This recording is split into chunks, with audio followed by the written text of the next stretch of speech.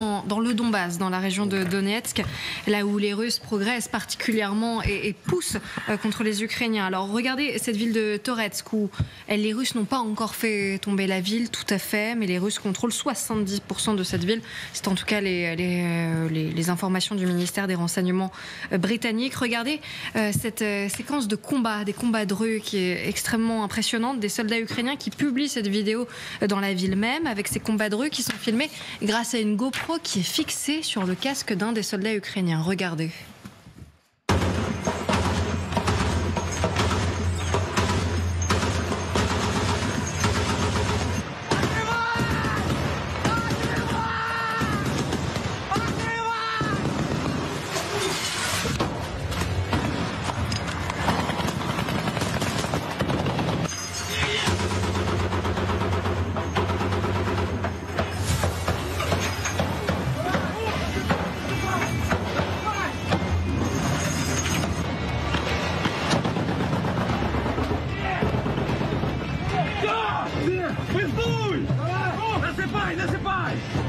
Attardons-nous sur ces images. Vous êtes avec nous, amiral Vichot, ancien commandant des forces maritimes françaises dans le Pacifique. Elles correspondent aux nouvelles que donne Forbes sur le fait que pour la première fois, les chars ukrainiens obtiennent un avantage très considérable grâce à l'utilisation des drones. Est-ce qu'on en a l'illustration ici? C'est-à-dire ils se battent en localité et visiblement avec une certaine mobilité, malgré des conditions très contraires. Oui, alors c'est très difficile d'aller jusque-là sur cet extrait. En plus, ce qu'on aperçoit, il est même difficile de s'imaginer que c'est un char qui est derrière, puisqu'on voit simplement une mitrailleuse derrière un blindage. Donc je ne m'avancerai pas jusque-là, je suis désolé. En tout cas, ça témoigne de la violence des combats dans cette ville. On est en combat en zone urbaine, il n'y a rien de pire. Et effectivement, c'est certain qu'actuellement, avec l'appui de cette arme lourde, il prend toutes les fenêtres une par une, comme ça qu'il est sûr qu'il n'y a plus grand monde derrière. Il y a une forme d'appui aérien, puisque cette forme d'appui aérien, c'est le drone. Forcément, il y a un drone là qui est à l'œuvre, Catherine Gentil, puis c'est notamment le drone qui filme. Oui, on sait que c'est l'élément sur lequel les Ukrainiens appuient le plus depuis le début de la guerre. Souvenez-vous, au tout début, ils étaient obligés d'acheter des drones aux Turcs et maintenant, ils sont capables d'en fabriquer, qui sont ce qu'on fait de mieux quasiment, d'une certaine manière malheureusement, mais ils ont été contraints, ce qu'ils ont fait de mieux sur le champ de bataille. Alors c'est d'autant plus important les combats dans cette région qu'aujourd'hui les Russes disent qu'ils ont pris encore un village, une petite ville où il y a les fameuses mines de lithium et de charbon qui permettent de fabriquer de l'acier et donc les armements ukrainiens. Donc on comprend effectivement que les Ukrainiens font tout ce qu'ils peuvent pour essayer de résister, même si là à Toretsk en l'occurrence ils n'ont plus que 30% du territoire, mais pour eux c'est absolument fondamental. Lisons exactement ce que dit Forbes, puisque effectivement c'est un cap. Forbes dit l'avantage des chars ukrainiens est obtenu grâce à l'utilisation de drones qui obligent les chars russes à se retirer à des kilomètres de la ligne de front et à opérer uniquement à partir de positions dissimulées et fortifiées loin du champ de bataille. Et Forbes qui ajoute que donc les chars ukrainiens progressent beaucoup plus facilement parce qu'ils sont en quelque sorte moins surveillés par les drones russes. C'est ça. Et c'est ça qui peut les mettre en difficulté. C'est vrai qu'on reçoit, amiral Vichot, beaucoup de vidéos avec ces drones justement, ces drones kamikazes notamment, qui visent directement les chars russes.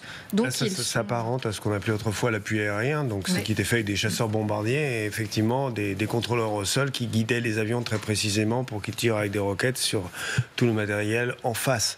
Donc on a remplacé ces chasseurs, on a remplacé ces avions que les Ukrainiens n'ont pas par des drones. Et effectivement, ce qu'on peut penser également, c'est qu'ils utilisent à fond le brouillage, ce qui évite aux Russes de pouvoir utiliser les leurs.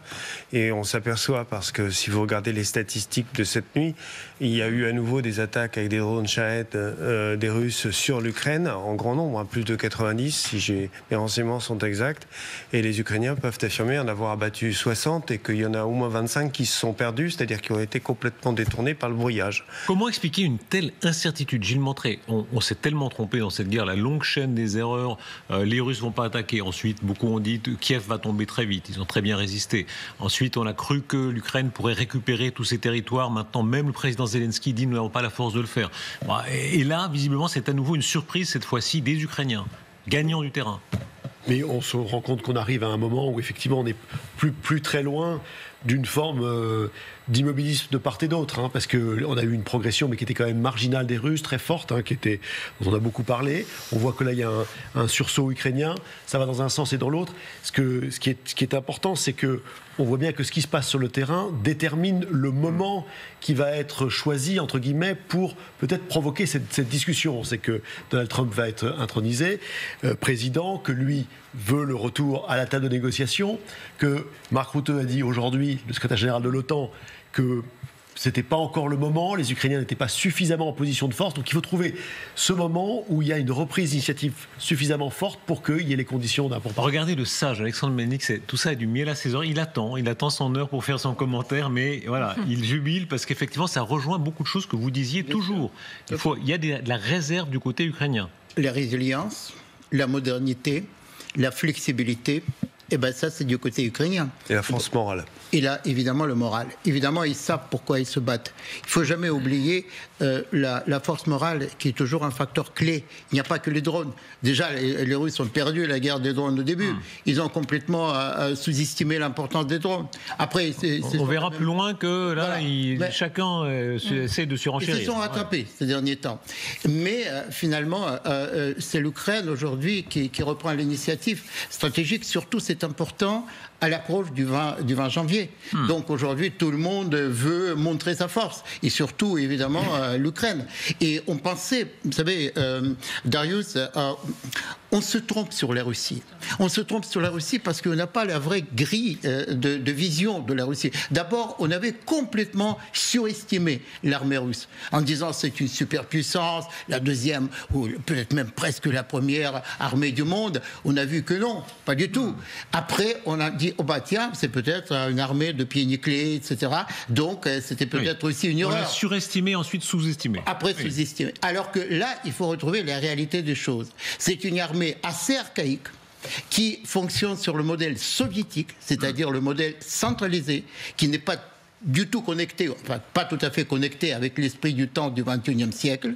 Et en plus, évidemment, la Russie aujourd'hui accuse de plus en plus de difficultés économiques. Et ces difficultés économiques se répercutent évidemment sur le champ de bataille.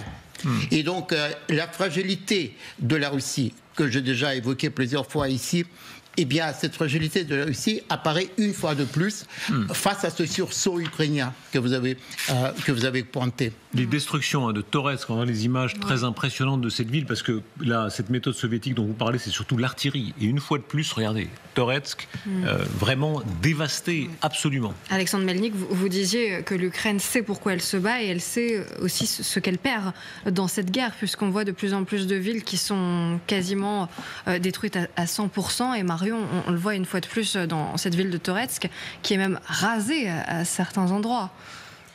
Vous parlez de absolument, en tout cas, de ces villes ukrainiennes qui sont prises d'assaut par les Russes, quitte à les détruire, mais ils pourront quand même brandir ces villes comme, à chaque comme une fois, victoire. Ça dit ce que vous disiez, c'est-à-dire la résilience extraordinaire des Ukrainiens. Ça dit que cette guerre n'est pas finie. Alors je ne serais pas forcément aussi optimiste parce que l'armée russe, malgré tout, il y a ce rapport de force qu'on a une population de 140 millions du côté russe et de 40 millions du côté ukrainien. Et on est dans un moment qui brouille un peu les cartes parce que on est dans un moment incroyablement dramatique où tout est concentré, théâtralisé pour, en effet, chacun essaye de montrer les muscles et d'acquérir, d'être en position de force pour cette arrivée de Trump qui est maintenant dans une semaine. Donc, sans savoir du tout ce que Donald Trump va en faire d'ailleurs. C'est assez sidérant de voir que c'est l'Europe. Nous sommes en Europe, sur le continent européen, donc théoriquement, c'est quand même un continent qui doit gérer ses affaires. Et en réalité, et les Ukrainiens et les Russes vivent dans l'attente de ce que Trump dira, pensera, et que ce soit sur le terrain ou en parole, c'est l'obsession. Et ce qui est intéressant, c'est que chacun l'attend, c'est-à-dire Poutine attend Trump et les Ukrainiens l'attendent aussi, parce qu'il faut voir le discours des Ukrainiens aujourd'hui. Ils disent tous, finalement, heureusement que Trump a été élu, parce qu'on en avait marre de cette administration Biden et Kamala Harris aurait aurait reproduit une forme de faiblesse où on aide avec un faux semblant d'une aide à l'Ukraine qui est toujours faite en sorte de ne donner pas assez aux Ukrainiens pour que la Russie ne puisse pas être vaincue. Au prix de beaucoup de pertes humaines. On a vu hier cette médaille remise du côté russe à ce combattant Yakout. On ne va pas remontrer des images parce qu'elles sont très violentes, mais il y avait ces images de combat corps à corps du combattant russe Yakout qui a tué un Ukrainien. Dans le camp adverse, chez les Ukrainiens, c'est un personnage qu'on va voir ici à l'image, le combattant ukrainien, qui lui aussi est très présent aujourd'hui pour tous les Ukrainiens, Alexandre Melnik, parce que c'est dans la longue figure des héros de ceux qui combattent et qui sont morts. Bah oui, parce que c'est la tentative de héroïser la guerre, de montrer que la guerre ne se gagne pas seulement sur le champ de bataille, mais aussi dans le narratif, dans la vision, dans l'héroïsme des gens qui sont capables de donner leur vie, de sacrifier leur vie pour leur patrie. Et bien évidemment, ça, c'est aussi dans la tradition de ce duel mano à mano, duel corps à corps finalement, qui remonte à la tradition de la Deuxième Guerre mondiale, de la guerre patriotique. Il s'appelle Dmytro Maslovski, 30 ans, et effectivement, il y a eu quelques personnages comme ça qui ont vraiment incarné cette guerre. C'est son cas aujourd'hui. Des pilotes aussi. Des pilotes aussi, oui. Oui, vous vous souvenez, au tout début de la guerre, d'ailleurs, on avait les Ukrainiens parlaient beaucoup d'un pilote qu'on appelait le pilote fantôme, je crois, et qui en réalité n'existait pas, mais ça avait servi à donner le moral à la population en parlant de réussite absolument époustouflante. Après, il y en a eu d'autres, dont un qui a été tué à bord d'un DF-16 donné il y a quelques mois. Mais c'est vrai qu'il y a eu plusieurs héros dont la presse ukrainienne s'est faite l'écho, et c'est absolument fondamental. Dans tous les conflits, vous avez besoin d'avoir quelques figures qui émergent et qui permettent aux gens dans leur camp d'espérer.